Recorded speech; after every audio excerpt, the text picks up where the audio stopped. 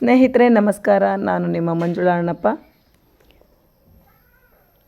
ಇದು ಸಹ ಉತ್ತಮ ಬದುಕಿನ ಒಂದು ಅಸ್ತ್ರ. ಸ್ನೇಹಿತರೆ, ಯಾವುದು ಅಂತ ಯೋಚನೆ ಮಾಡ್ತಾ ಇರಬಹುದು ಅಲ್ವಾ? ಅದೇ ತಿರಸ್ಕಾರ. ಹೌದು, ತಿರಸ್ಕಾರ ಸಹ ಉತ್ತಮ ಬದುಕಿನ ಒಂದು ಅಸ್ತ್ರ. ನಾವು ಒಳ್ಳೆಯವರು ಎಂದು ಎನಿಸಿಕೊಳ್ಳಲು ಎಲ್ಲವನ್ನೂ ಹೌದು ಹೌದು ಎಂದು ಒಪ್ಪಿಕೊಳ್ಳಬೇಕಾಗಿಲ್ಲ. ಎಲ್ಲರನ್ನೂ ಸಹ. ಚಿಕ್ಕಂದಿನಲ್ಲಿ ಅಪ್ಪ, ಅಮ್ಮ, ಶಿಕ್ಷಕರು ಯಾರ ಮನಸ್ಸಿಗೂ ನೋವು ಮಾಡಬಾರದೆಂದು, ನಮ್ಮ ಮನಸ್ಸಿಗೂ ನೋವಾದರೂ ಪರವಾಗಿಲ್ಲ ಎಂದು ಎಲ್ಲವನ್ನೂ ಸಹಿಸಿಕೊಳ್ಳಲು ಹೇಳುತ್ತಾರೆ.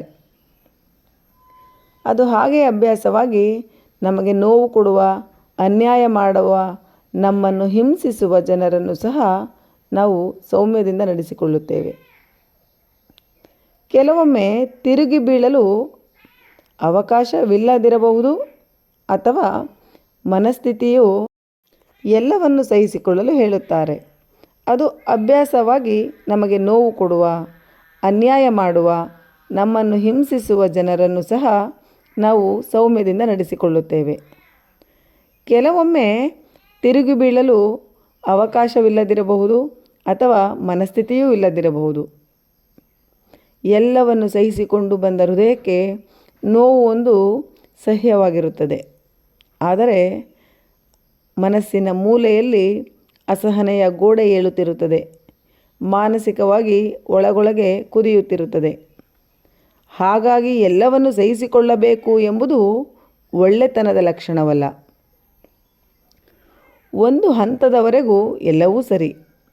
ಅದೇ ಮುಂದುವರೆದರೆ ಯಾರನ್ನು ಎಲ್ಲಿ ಬಿಡಬೇಕು ಅಲ್ಲಿ ಬಿಟ್ಟು ತಿರಸ್ಕಾರದ ಒಂದು ಬಲವಾದ ಅಸ್ತ್ರವನ್ನು ಪ್ರಯೋಗಿಸಿ, ಇದನ್ನು ಹಿರಿಯರು ಹೇಳುತ್ತಾರೆ, ಚಪ್ಪಲಿಯನ್ನು ಬಿಡುವ ಜಾಗದಲ್ಲಿ ಬಿಟ್ಟು ನಡೆ ಎಂದು.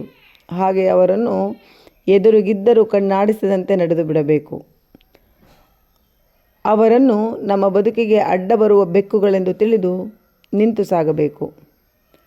ಬದುಕಿನಲ್ಲಿ ಒಪ್ಪಿಕೊಳ್ಳುವುದು ಎಷ್ಟು ಮುಖ್ಯವೋ, ತಿರಸ್ಕರಿಸುವುದು ಅಷ್ಟೇ ಮುಖ್ಯ. ಎಲ್ಲವನ್ನು ಒಪ್ಪಿಕೊಂಡು ಎಲ್ಲರ ಒಳಗೆ ಒಂದಾಗುವ ಬದಲು ಕೆಲವೊಂದು ಒಪ್ಪಿಕೊಂಡು ಕೆಲವೊಮ್ಮೆ ತಿರಸ್ಕರಿಸಿ ಒಪ್ಪಿತ ಮಾರ್ಗದಲ್ಲಿ ಸಾಗುವುದೇ ಒಳ್ಳೆಯದು.